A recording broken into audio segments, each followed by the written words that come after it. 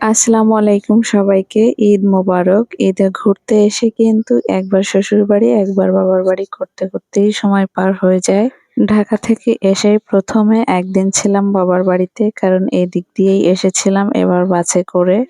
যেহেতু আমরা এসেছিলাম আমার ছোট ভাইয়ের সাথে, তাই বাবার বাড়ির দিক দিয়েই এসেছি। একদিন থেকে ঈদের আগের দিন আবার চলে গিয়েছিলাম শ্বশুরবাড়ি। আমাদের আগে থেকেই এবার বাসে টিকিট কাটা ছিল, তাই বাসেই এসেছি। অন্যান্য বার কিন্তু আমরা গাড়ি নিয়ে আসি। যেহেতু ৩ জনে আসবো সেই জন্য আর গাড়িতে আসলাম না। অন্যদিকে গাড়ি থেকে নামতে নামতে কিন্তু ওই দিন ঝুম বৃষ্টিতে একদম ভিজে গিয়েছিলাম। তো বিকালে রাস্তাঘাট একটু ভিজা ভিজা ছিল। আমরা একটু বের হয়েছিলাম। আলিফ, আয়রা, তারপর মানহা, আমরা সবাই মিলে নদীর কূলে একটু ঘুরতে গিয়েছিলাম। আমাদের বাড়ির পাশেই কিন্তু এই বারাশিয়া নদীটা আছে। এখানে কিন্তু সারা বছরই পানি থাকে। নদীর কূলের গাছপালা, অনেক গাছপালা আছে। এখান দিয়ে কাঁঠাল গাছ, বিভিন্ন শাকসবজির গাছ, অনেক কিছু আছে।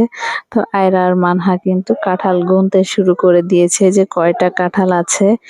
এখানে আমাদের বাসার সামনে যে নদীর ঘাট আছে, এই ঘাটে কিন্তু আলিফ নেমে কি করতে যাচ্ছে আমি জানি না। তো তারপর কিন্তু মানহাও সাথে সাথে নামার চেষ্টা করতেছিল। মানহা আর ওর আম্মু দুইজনে মিলে একটা ছোট্ট শালিক পাখির বাচ্চা নিয়ে এসেছে। তো ওইটাই ওরা প্রতিদিন খাওয়ায়। তো ওকেই সাথে করে নিয়ে গিয়েছিল। আর এটা খুব পোষ মেনে গেছে, উড়ে যায় না এদিক সেদিক, সবসময় কাছে কাছে থাকে। কখনো ঘাড়ের উপরে বসে থাকে, আবার কখনো খাটের উপরে, আবার কখনো কখনো ও সবসময় সাথে সাথেই থাকে। এই তো এই যে আলিফের ঘাড়ের উপরে বসে আছে চুপটি করে, কোনো নড়াচড়া করে না। সারাদিন ওকে এভাবেই ঘুরে নিয়ে বেড়ানো যায়। তো আমি একটু ওর মুখের সামনে হাত ধরতেছিলাম, আমাকে ঠোক দিতেই যাচ্ছিল। তারপরে আমরা একটু ভাবলাম যে নদীর কূল দিয়ে একটু হাঁটাহাঁটি করি। তো আমাদের বাসার সামনে রাস্তাটা কিন্তু খুবই সুন্দর। এখানে কোনো এলোমেলো নাই। তো আমরা একটু রাস্তা দিয়ে হাঁটাহাঁটি করতেছি। আয়রা আর মানহা সামনে আগে চলে গিয়েছে, তারপর আলিফ। রাস্তার দুই পাশে কাঁঠাল গাছে কিন্তু অনেক কাঁঠাল ধরেছে। তো আসলে এরকম গ্রামে আসলে এরকমই সৌন্দর্য দেখা হয়। তো তারপরে কিন্তু ঈদের আগের দিন চলে যাচ্ছে আলিফের দাদু বাড়ি। অন্যদিকে আগের দিনই হচ্ছে আমাদের কুরবানির গরু কেনা হয়েছে, সেটাই ট্রাকে উঠিয়ে নিয়ে যাচ্ছে। এই ভিডিওটাই আলিফের দাদু আমাকে পাঠিয়েছিল। তো ভাবলাম সেটাই অ্যাড করে দিই। আর গরু দেখার জন্য আলিফও অনেক ব্যস্ত হয়ে গিয়েছে। তো আমরা চলে যাচ্ছি। পরে হচ্ছে ওর বাবা ওকে নিয়ে গরু দেখাতে নিয়ে গিয়েছিল, কুরবানির গরু এটা। তো তারপর এই ভিডিও ফুটেজটা হচ্ছে ঈদের দিন।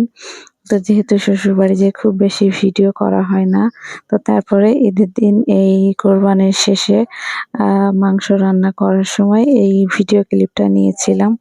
এখানে বড় পাতিলে করে অনেকগুলো মাংস উঠিয়ে দিয়েছি। তো এইটা ছাড়া আর তেমন কোনো রান্না বান্নার কোনো ভিডিওই করা হয় নাই। কারণ ওখানে গিয়ে আমার অনেক ব্যস্ত থাকতে হয়, তাই তেমন ভিডিও আর করা হয়নি। এটা হচ্ছে ঈদের পরের দিন আলিফের বাবা আলিফ আর ওর ২ ফুফাতো ভাইকে নিয়ে আয়রাকে নিয়ে ঘুরতে গিয়েছিল। তো ওইখানে গিয়ে এই ভিডিওগুলো করা। আমি যাইনি যদিও, আলিফের বাবা এই ভিডিওগুলো আমাকে পাঠিয়েছে। তো আমি এবার ঈদে অনেক বেশি ব্যস্ত ছিলাম। শ্বশুরবাড়িতে অনেক মেহমান এসেছিল। এই বেবিটা ছিল হচ্ছে আমার চাচাতো ভাইয়ের ছেলে। আমাদের বাসার দোলনায় বসে ও খুব মজা পাচ্ছিল, সেটা একটু ভিডিও ক্লিপ নিয়ে নিয়েছিলাম।